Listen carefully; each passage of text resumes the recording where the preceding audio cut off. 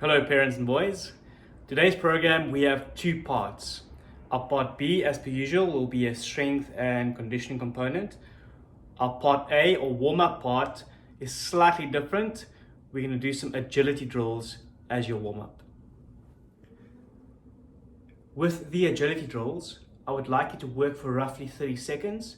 Give yourself a 5 to 10 second break in between the drill. Either repeat the same one or move on to the next one. Some of these drills are unilateral, which means one leg will work at a time. In that case, you'll repeat the drill for 30 seconds on the one side, 5 to 10 seconds break, 30 seconds on the other side. After that, move on to the next drill. The first drill is called a dead leg run. Either if you have a ladder or a piece of rope or something, or a little mat like this, or want one leg outside and one leg inside. You'll start off by jogging normally, and progressively straighten the outside leg and lift the inside leg up more explosively. You'll see that the outside leg stays straight, I'm exploding off it, and the inside leg creates momentum. Work for about 30 seconds, 5-second break, then repeat on the other side. Start with a jog, start lifting up the inside leg nice and high, and start straightening the outside leg. Right, just a view from the side. Starting off jogging, inside leg starts exploding, outside leg stays straight. 30 seconds right, 30 seconds left. The next drill is a side-to-side or slalom style drill. Once again, you'll start with one leg outside, one leg inside a block or a piece of mat or even a towel. You will then move one leg inside, other leg outside. One leg inside, other leg outside. And you will start exploding. Outside, inside, inside, outside, inside, inside. Once you get a nice rhythm with this drill, you can start changing things up. Either you can add a high knee type drill, or you can add speed going side to side. You can even add some distance going side to side. Let me show you some examples. Normal drill. Going to the high knees.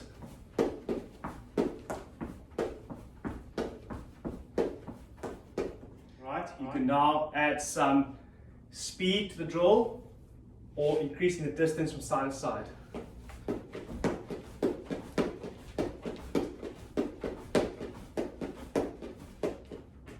Next drill is working forward and backwards.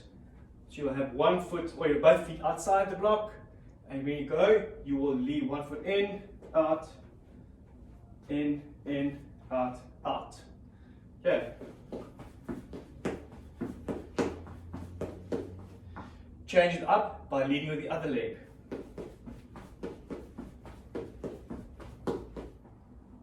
Next up is a more explosive drill, where your one foot starts in the block, other outside, and you move them at exactly the same time. So it's a little more explosive in nature. Okay, once you've gone through the whole sequence, rest a couple of seconds and repeat the whole thing 2 or 3 times. Once you've mastered the foot progressions, it's time to focus on the upper body. These drills are there to encourage proper motor development and motor movement, which eventually translate in a more explosive and more fluent movement patterns. Right, let's look at the first drill. Going side to side. Do not simply hang your arms to the side. You want to hang your hands up here and moving naturally with the movement. With the dead leg run, same thing applies. So you don't want your arms hanging to the side, you want to use your arms. Sideways facing, so you don't want your hands on the side. Your arms are just as important as your legs. With the explosive drill, not just side to side, actually moving your arms with the drill. Have fun, guys. These are great. We then move on to the main part of the part B of today's program. It's a fairly busy part with 4 little progressions. Each section is made up of 3 movements. In the first part, you'll do 10 push-ups into 10 lying aeroplanes, where we do scap squeezing, followed by 20 seconds of high knee jogging on the spot. Then you'll go into 10 squats, a 10-second handstand hold, or if you can do handstand walking, you can do those. If you cannot do any of those, you'll just hold an odd object overhead for 10 seconds.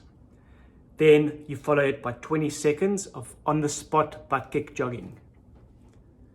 Third part, 10 odd object pickups, so picking up an object from the ground and standing up with it, into 5 single leg sit to stand and balancing on the one leg. This is followed by a 20-second plank hold. Lastly, we're doing 10 lunges, so 5 lunges per side, into 5 single leg Superman balances, into 20 seconds of cartwheels. We thought we added some fun in this whole drill. 10 push-ups. When looking at your push-ups, 10 push-ups. When doing push-ups, there are a couple of things to look out for. First is positioning of your hands to your shoulders. So you want to put your hands as close to your shoulders as possible. So over there, not out wide, close to your shoulders. You should be able to touch your chest with your thumb. Okay, then elbows pointing down at a 45 to 30 degree angle. Locking out and back down. Common mistake is for winging or pushing up the elbows in that fashion. So you don't want that to happen. Elbows on the side, pushing up. Okay, then scaling the push-up. The hardest push-up is the following way. Right, toes down, hips off the ground, so that you'll be able to see daylight under my hips. Hands down, chest on the ground, push up, lock out, chest touch. Lock out, and my hips don't make contact with the ground at all. To scale it down, knees down, feet up, still lift your hips up, push up and down, and do not let your hips touch the ground. Last movement, if you really can't do that, you can do little worm push-ups. So you worm up and worm down. Worm up, worm down. These are a little more dangerous because if you don't have any core strength, you can put a lot of pressure on your back. So you don't want to arch too much. You also don't want to end up like that. Right, after that, you're going into scap squeezes. So view from this side. Right, you want to tuck your chin in, long neck, hands out to side, thumbs in the air, lift your shoulder blades up, and you're doing squeezing the muscles from your shoulder blades. So these muscles over there, those are the ones working. Right, we'll view from the side.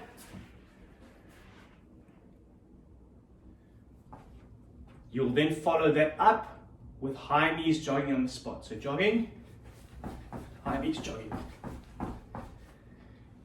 If you want to, you can add those agility drills we did as warm-up instead of the high knees jogging. Next up, 10 squats. What do we want to see with squats? So feet wide on the hips, usually shoulder width apart. You're going to keep your chest up, set your spine in an arch or neutral position. And as you unhinge your hips, so hips backwards first, you squeeze your knees out to the side. Okay? Full range of motion is when the crease of the hip goes to knee level or just below knee level. Yeah, knees out to the side. Alright, from the side. Okay, back neutral, chest up. You can have your hands in front of you, buttocks backwards, and you sit down.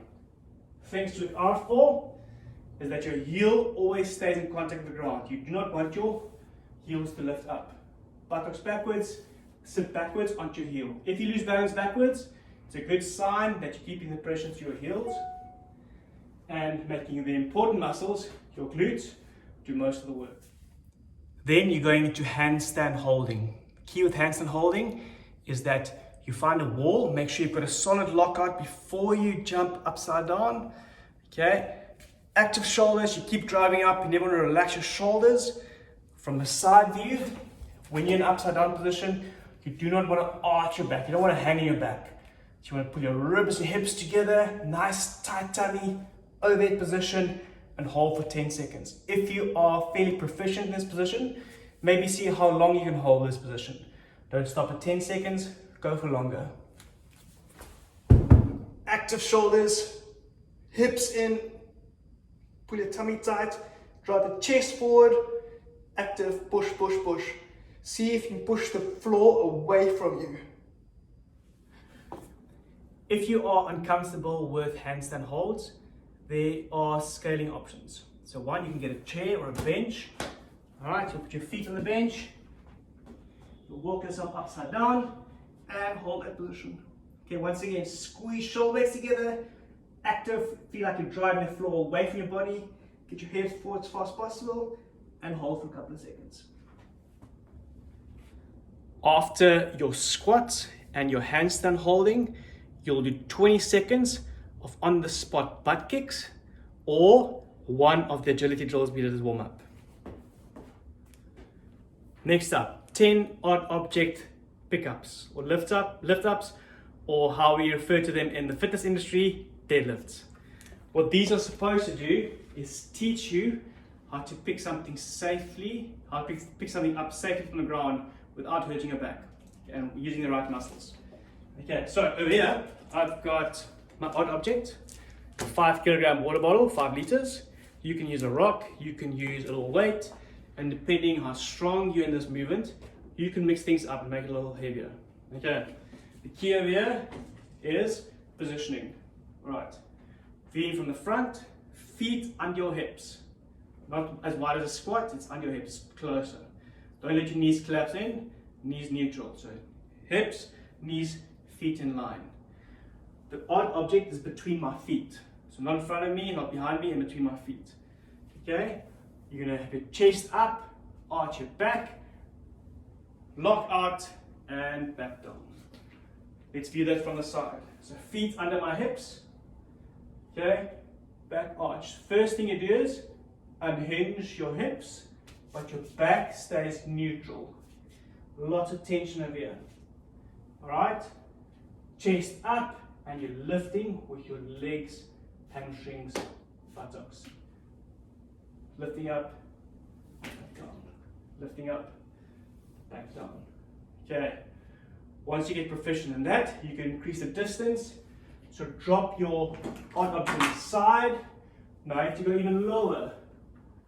Chest upright, back arched, buttocks backwards. Lift up, back down. What you do not want to see is this. So there's no movement in the back. That's wrong. Chest up. That's right. After your deadlifts, 5 single leg sit to stand. Okay. Foot down. Pressure through the heel.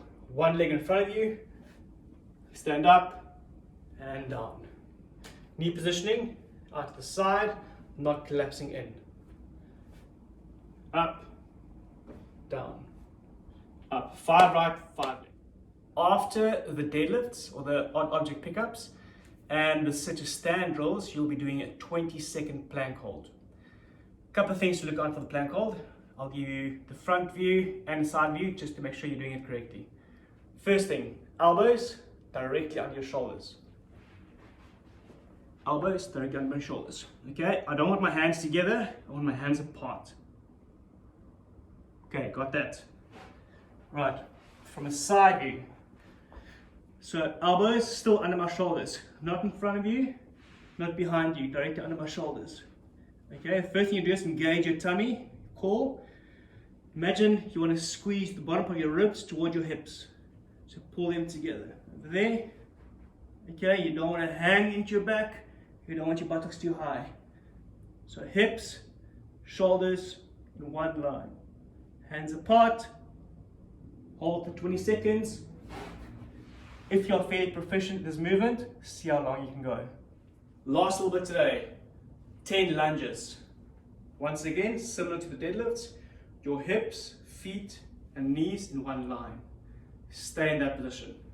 Kick back, straight back, knee, hips, feet, everything in one line. Back up. Kick back, back up. Side view. Nice big stride. 90 degrees, 90 degrees, 90 degrees. Up. Common mistake is having it too short of a stride or extended stride. Okay, have those angles roughly 90 degrees. You will then go into 5 single leg Superman balances per leg. It will look like this, right? Similar to a deadlift, back arch neutral. You'll reach back with this leg, reach forward your shoulders, and pull your arms back as far as you can go. 1, nice and slow. 2, hold for 3 seconds, and back up. Hold for 3 seconds, and back up. So from a front view, balancing, you don't want this knee to collapse in, keep it out. And back up.